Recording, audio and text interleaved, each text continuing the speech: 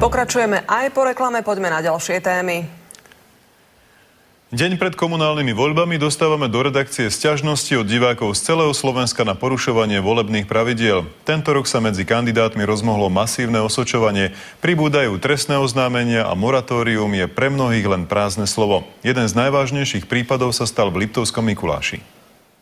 Toto je na prvý pohľad riadne číslo štvrťročníka, ktoré vydáva skupina okolo jedného z kandidátov na primátora. Počas moratória sa objavil v schránkach na dvoch najväčších sídliskách v meste. Prekvapenie je v tom, že kandidát v článkoch sám seba tvrdo kritizuje až haní, ide o falošné vydanie. Toto sú názvy samodeštrukčných článkov. Obávam sa, že ma dobieha vlastná minulosť. Rodinkárstvo musí byť. Provízia sa nezvýšila.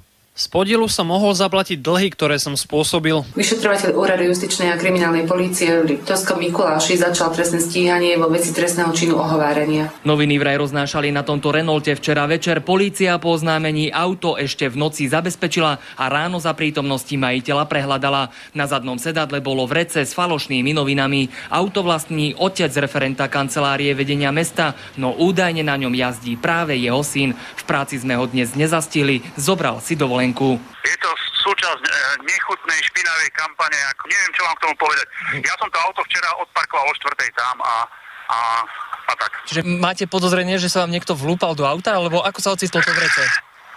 Po voľbách, dobre, netrápte ma už. Volebný zákon zakazuje kampaň počas moratória, no na viníkov je prikrátky. Priamo nejaké sankcie neuvádza, čiže je tam len všeobecná odvolávka na možnosť uloženia týchto sankcií, čiže ak je tu nejaká možnosť, tak hľadať túto možnosť v osobitných zákonoch. Regionálne štáby a Ľubo Fronko, televízia Markíza.